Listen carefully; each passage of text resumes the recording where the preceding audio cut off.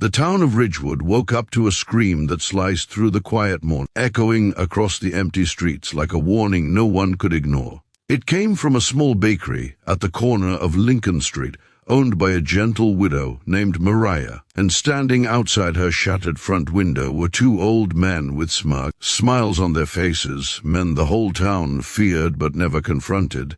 No one dared to step in, no one, except the Bighorn Riders, one of the most misunderstood biker groups in the region. Mariah had spent 30 years building her bakery from scratch, turning it into a warm space where the townsfolk found comfort. But everything changed when the two corrupted old men Harris and Dalton decided to take over the block for their newest investment scheme. They wanted her land, and they wanted it fast. When she refused, they showed up with threats disguised as business negotiations. 3 days later, her front window was smashed, the shelves toppled, and her savings drawer emptied. And when the police arrived, they rudely reminded her again that Dalton donated heavily to the department. Best not stir trouble, they told her. She went back home trembling, her hands shaking so hard she could barely lock the door. For the first time in years, she cried herself to sleep. But Mariah wasn't as alone as she thought. Earlier that morning, a biker named Colt, leader of the Bighorn Riders, had stopped by for his usual raisin bread. When he saw the damage, the fear, and the way her voice trembled as she tried to pretend everything was fine, something inside him snapped. "Who did this?" he asked, his tone low, controlled, and deadly. Mariah hesitated. She didn't want more trouble, but when Colt gently placed a hand on the counter and said, "Let me help," she broke down and told him everything. Colt listened silently, the muscles in his jaw tightening with every detail. He didn't like bullies, especially not the kind who preyed on the vulnerable. So he called in his brothers.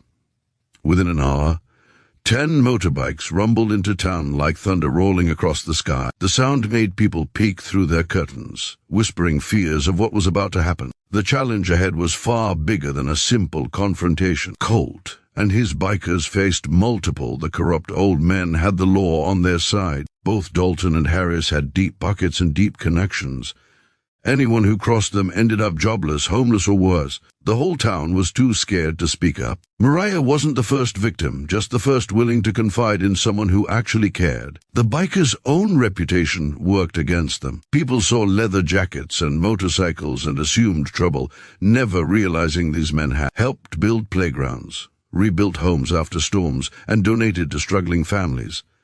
But none of that mattered now. Colt knew that if they didn't stand up for Mariah, no one would. That afternoon, the Bighorn Riders marched straight into Dalton's office, a lavish building that smelled like money and arrogance. Harris was there too, sipping whiskey and laughing smugly as if nothing in the world could ever touch him. Colt walked in without anger, without yelling, but with a presence that made the laughter stop instantly. "You messed with the wrong woman," Colt said calmly. Dalton smirked. "She refused a business offer.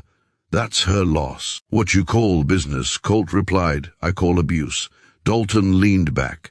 "And what exactly do you plan to do? You think people like you can change anything here?" Colt's brothers stood behind him, silent but solid like a wall of steel. "We don't plan to hurt anyone," Colt said, surprising them. "We plan to expose you." The old men scoffed until Colt placed a flash drive on the table.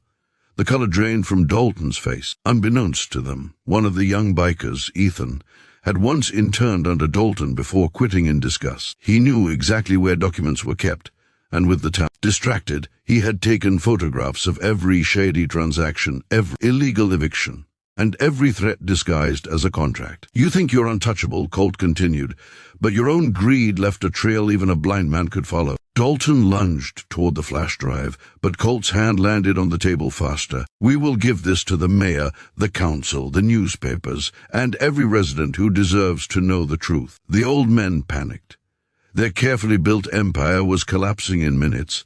"What do you want?" Harris stuttered. "Simple," Colt said. "You're going to fix the damage you caused, pay Mariah every cent she lost, and walk away from this neighborhood forever. And after that, you're going to apologize."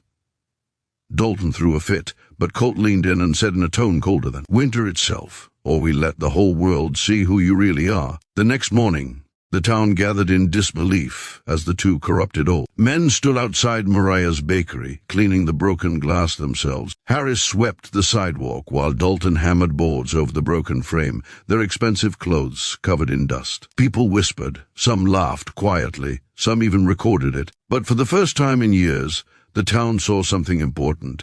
Justice didn't always wear a badge. Sometimes it wore leather and rode a motorcycle. Colt and his bikers stood nearby, arms folded, making sure the man completed every task without excuses. When Mariah came forward, Dalton stopped hammering and lowered his head. "We're sorry," he muttered. Harris mumbled the same. Mariah's eyes filled with tears, not from fear, but from relief. In the days that followed, businesses that had remained silent for years stepped forward with their own stories. The mayor, pressured by the town's sudden courage, launched a formal investigation. Records were seized, accounts frozen. Dalton and Harris quickly became the most hated men in Ridgewood, but the biggest change wasn't legal, it was emotional. For the first time, the townsfolk saw the Bighorn Riders for who they truly were, not outlaws, not troublemakers, but protectors who stood up when no one else dared. Mariah rebuilt her bakery with the help of the bikers, who worked late into the night, laughing, teasing, and filling her empty shop with life again. When the bakery reopened, the line stretched around the block. As she handed Colt a fresh loaf of raisin bread, her voice melted with gratitude. "You saved me," she whispered. Colt shook his head. "No, ma'am. We just reminded those men what fear feels like." Then he added softly, "and reminded this town what courage looks like." The story of Mariah and the Bighorn Riders spread far beyond Ridgewood, inspiring other communities to stand up against injustice. But to Colt and his brothers, it wasn't about fame or recognition. It was about proving one timeless truth. Sometimes the strongest people are the ones the world underestimates, and sometimes justice arrives on two wheels, wearing leather, carrying nothing but loyalty and the courage to do what's right.